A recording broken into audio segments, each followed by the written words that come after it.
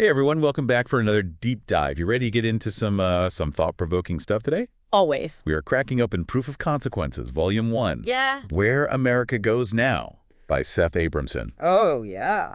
This just hit the shelves yesterday, November 7th, 2024, and it tackles the aftermath of this crazy presidential election. Yeah, it's a really compelling read, I think, particularly because Abramson doesn't just, rehash what happened in the election, but he's been tracking Trump's scandals for years, and now he's sort of taking a step back and trying to figure out why those scandals didn't seem to matter to a huge chunk of voters. That's what I found so fascinating, too. Like, how did a candidate with 34 felony convictions, an accusation of inciting rebellion, and even being legally declared a rapist still manage to win in a landslide? Right? It's like, what? It doesn't compute. Yeah. Abramson argues that we can't just dismiss these voters as, uninformed or, just blind followers or whatever. Instead, he suggests that their choice reflects a deeper shift in American politics, where entertainment and spectacle have overtaken substance, and where the public is increasingly disconnected from the actual, how should we say, nitty-gritty of governance. It's like we've become so accustomed to the outrageous that it's lost its power to shock us. Totally. Yeah, I'm curious, have you noticed this trend in your own life? Do you find yourself feeling numb to the constant barrage of, scandals, controversies? Yeah, I think it's definitely something we need to unpack. I think the book highlights how MAGI as a movement really seemed to prioritize generating crises and obstructing progress rather than actually governing. Yeah, and think about how much of the public blamed the Biden administration for issues that were clearly rooted in Trump's presidency. Totally. It's like there's this collective amnesia or maybe just a willful ignorance of what's actually going on. Yeah, and Abramson provides a really striking example of this with Trump's, uh, favorite chart on the economy. Right. The chart conveniently starts at a point that makes the economy look like it tanked under Biden. But if you zoom out and look at the full picture, you see the downturn actually began during Trump's term. It's like objective facts have become irrelevant. Mhm. What matters is the story, the narrative, regardless of whether it's actually true.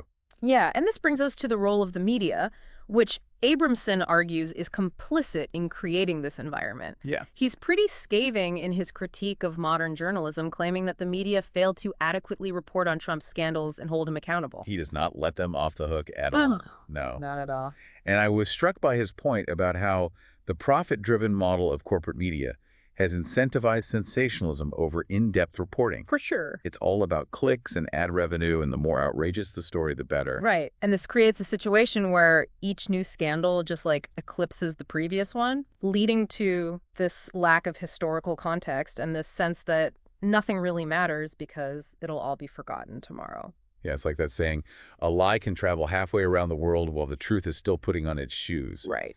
And in today's media landscape, that lie can travel even faster. For sure. Yeah. Abramson also points to the decline of investigative journalism as a contributing factor. Yeah.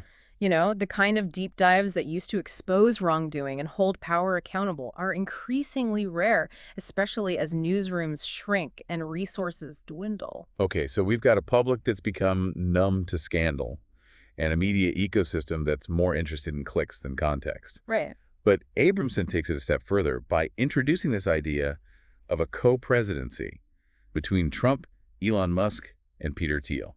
Yeah, that's where the book gets really interesting. Okay. It's not just about Trump's individual actions, but about how he, Musk, and Thiel seem to share a specific vision for America and how their interconnected actions are pushing us towards that vision. I was a little confused by this co-presidency idea at first. Sure. What does that actually look like in practice? Well, Abramson describes it as a sort of ideological alliance, where these three figures, despite their differences, are working together to shape public discourse and ultimately to reshape American society. They each have their own, areas of influence, but their goals seem to align in some pretty disturbing ways. Okay, so let's unpack that. What exactly is their shared vision? Abramson paints a picture of a society with a poorly educated and easily manipulated populace, one that is constantly bombarded with entertainment and distractions and is therefore less likely to engage in critical thinking or challenge those in power. That's a pretty chilling thought. And it makes you wonder if their actions are deliberately designed to create that kind of society. Yeah, let's consider some of their actions. Musk promoting population growth and a Martian colony as solutions to real-world problems, almost as if he's trying to distract us from the issues we face here on Earth. And then you've got Trump, who constantly denigrated education and Yeah. expertise Wow. and seemed to revel in spreading misinformation. Right. And Thiel, with his support for Curtis Yarvin's ideas, this concept of a neo-reactionary movement that embraces authoritarianism and rejects democratic principles. Whoa, okay, so we're talking about some pretty radical stuff here. Do you really think these three are actively working together to undermine American democracy? Abramson doesn't explicitly say they're coordinating their efforts, but he does argue that their actions taken together are having a profoundly negative impact on American society and are creating the conditions for a more authoritarian, less democratic future. This co-presidency concept is starting to make more sense now. It's not about a literal shared presidency, but about how these figures are wielding their power and influence in ways that are shaping the direction of the country. Exactly. And it's a reminder that power doesn't always reside in elected office. Right. It can also be found in the boardrooms of tech companies, in the halls of academia, and in the media landscape itself. So we've got a public that's numb to scandal, a media that's more interested in profit than truth, and a group of powerful figures who seem to be working towards a vision of America that's pretty unsettling, to say the least. I'm starting to see why Abramson called his book Proof of Consequences. Yeah, and we're just scratching the surface here. The book goes on to explore the global fallout of Trump's victory, the specific policies he's likely to implement, and the devastating consequences those policies could have both domestically and internationally. That's definitely something we need to dig into. Hmm. But before we go there, I want to pause for a moment and connect this back to you, our listener. Absolutely. You know, we've been talking about these big abstract concepts, but how do these trends manifest in your own life? Do you see the influence of figures like Trump, Musk, and Thiel in your own communities and the media you consume, in the conversations you have with friends and family? Right. We'd love to hear your thoughts on this. Do you share Abramson's concerns about the state of American democracy? What do you think are the biggest challenges we face in this new era? Let us know. We're really interested Let us know. in your thoughts. So picking up where we left off, let's shift gears a bit and talk about the global implications of Trump's victory. Okay. You know, it's easy to get caught up in the domestic drama, but Abramson reminds us that America's actions have ripple effects across the world. Yeah, that's something I've been thinking about a lot lately.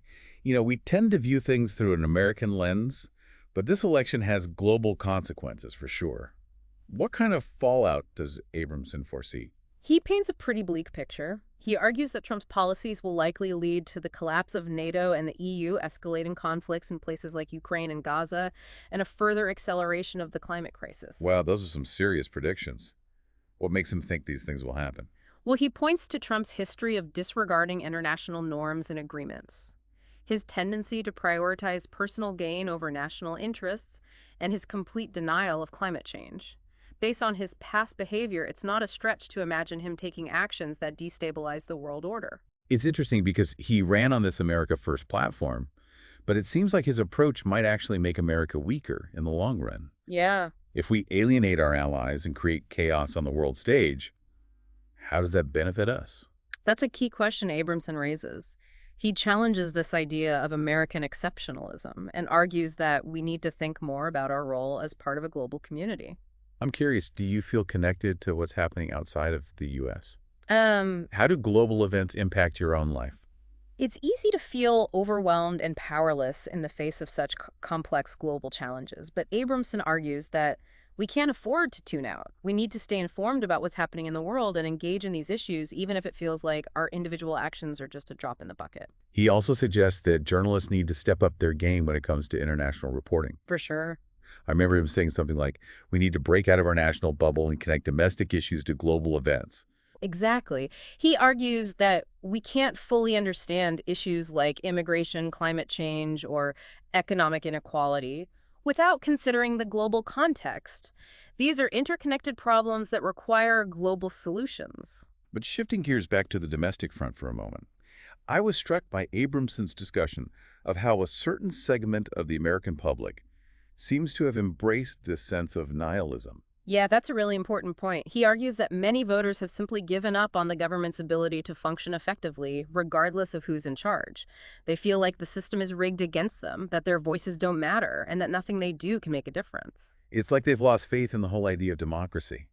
They don't believe that their vote matters, so why bother? Right, and this creates a fertile ground for figures like Trump, Musk, and Thiel to thrive. When people believe that nothing matters, they're more likely to embrace extreme ideologies or simply tune out altogether. It's a vicious cycle. The more disillusioned people become with the system, the less likely they are to participate in it, and the less likely they are to hold those in power accountable. Totally. And Abramson also points to the Magie movement's obsession with creating crises and obstructing progress. It's almost as if they're intentionally trying to sow chaos and division rather than working towards solutions. It's like they thrive on outrage and conflict. They need a constant enemy to rail against, whether it's liberals, immigrants, the media, or whoever else they deem a threat. Right, and this ties back to our earlier discussion about the media's role. Yeah. The constant focus on sensationalism and conflict creates a climate of fear and anxiety that makes it difficult for people to think critically and engage in constructive dialogue. It's like we're all caught in this web of negativity and despair, and it's hard to see a way out. But Abramson doesn't just leave us there. He does offer some hope, right? He does. He argues that journalists need to shift their focus and adopt a new framework for reporting in the second Trump era. He calls for a more objective but not neutral approach. That's an interesting phrase. What exactly does he mean by objective but not neutral? He's saying that journalists need to be more willing to call out lies and expose wrongdoing, even if it means taking a stand against those in power. He argues that there are certain truths that are not up for debate, certain lines that cannot be crossed, without undermining the very foundation of a functioning democracy. So it's about recognizing that there's a difference between presenting both sides of an issue and giving equal weight to viewpoints that are demonstrably false or harmful. Exactly. And he also stresses the need for more investigative journalism, the kind of reporting that digs deep and exposes corruption, holds power accountable, and provides the public with the information they need to make informed decisions. He also talks about the need to focus on the demographics that voted for Trump and the specific ways in where his policies will harm them. Right. It's like he's saying, let's show these voters the real-world consequences of their choices. Right. He argues that we can't just dismiss Trump voters as racist or ignorant. We need to understand their motivations, their fears, and their hopes. And we need to show them how Trump's policies are likely to betray their trust and make their lives worse. It's a tough love approach, but it might be the only way to break through the echo chambers and the misinformation that have taken hold in certain segments of society. It might be. Yeah. And this leads us to another crucial point that Abramson makes. We need to take Trump literally and seriously. What do you mean by that? He's saying that we can't just dismiss Trump's rhetoric as bluster or entertainment. We need to pay attention to what he says because he often means exactly what he says, especially when it comes to his plans to harm his perceived enemies. So we shouldn't just brush off his comments about locking up his opponents or using violence against protesters. Exactly. Abramson argues that Trump has a long history of saying one thing and then doing another, but when it comes to his authoritarian impulses, he tends to be quite consistent. That's a sobering thought. It's like we can't afford to give him the benefit of the doubt anymore. We have to assume that he's serious about his threats and act accordingly. I think so. Yeah. And this brings us back to the question of what we as individuals can do in the face of these challenges. Abramson argues that we can't afford to be complacent. We need to stay informed, engage in critical thinking, and hold those in power accountable. But where do we even begin? It feels like there's so much going on, so much to be concerned about. How do we avoid feeling overwhelmed and paralyzed by it all? Yeah, it can definitely feel daunting. But Abramson does offer this framework for action that focuses on understanding the specific demographics that brought Trump back to power and how his policies will impact them directly. Right. He argues that's where journalists and activists need to concentrate their efforts. Right. And there's that idea of ownership that he brings up too, right? Like who's really responsible for this outcome and who will bear the brunt of the consequences. Abramson points out that Black voters, Jewish voters, and Latinas overwhelmingly voted against Trump. It was white men, white women, and Latino men who were the key demographics propelling his victory. And this pattern extends beyond demographics to the decision-makers themselves. Think about the white male Republican senators who paved the way for Trump's return and the justice system dominated by elderly rich white men, which failed to hold him accountable. It's a stark reminder of the systemic inequalities that continue to shape our society. And it makes you wonder if those who voted for Trump truly understand the implications of their choices. That's what Abramson is trying to get at. He argues that we need to show Trump voters the tangible consequences of their support, the broken promises and the real-world pain that will result from their allegiance to a man who has repeatedly proven himself untrustworthy and unfit to govern. Yeah, it's a tough message to deliver, but I see his point. Mm, Sometimes you need a dose of reality to break through the denial. exactly. And he gives this really concrete example with Trump's promise to deport millions of undocumented immigrants. Remember how that fired up his base? But as Abramson points out, that promise was always unrealistic and economically disastrous. The cost of such a plan would have been astronomical. And yet, it resonated with a significant portion of the electorate. It tapped into these deep-seated anxieties about immigration and fueled a wave of nativism and xenophobia. Totally. And here's the kicker. Just days after his election, Trump is already backtracking on that promise.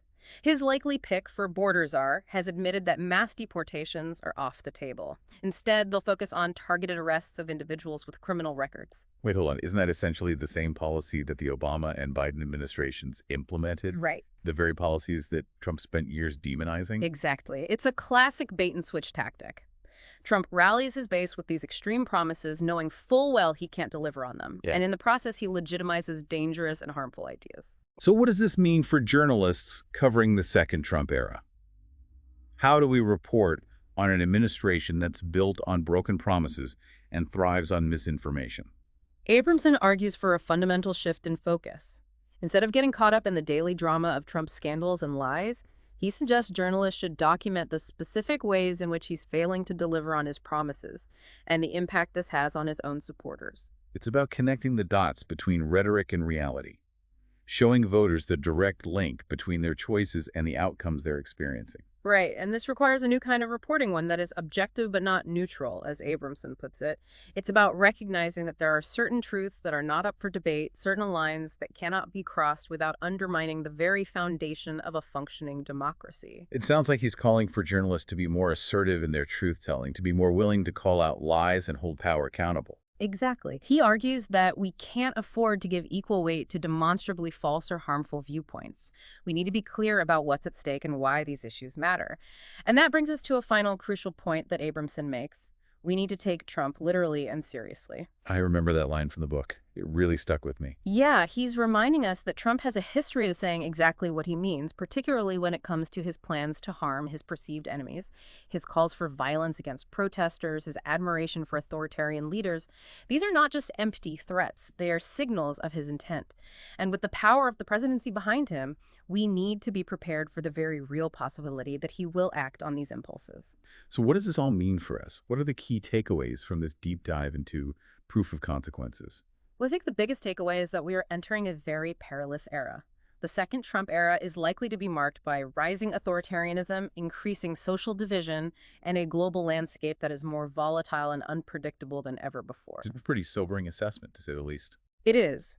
But Abramson's book isn't just a doom and gloom prophecy. It's also a call to action.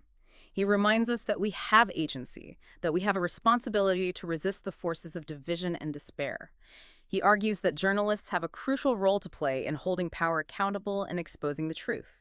And he challenges citizens to engage in critical thinking, demand better from our leaders, and work to create a more just and equitable society. It's a reminder that even in the face of great challenges, we still have the power to choose our path, to decide what kind of future we want to create. So as we wrap up this deep dive, we want to leave you with some questions to ponder. What will you do to stay informed and engaged in this new reality? What are you most concerned about in the second Trump era? And what responsibility do WE have as citizens to hold power accountable and fight for a better future?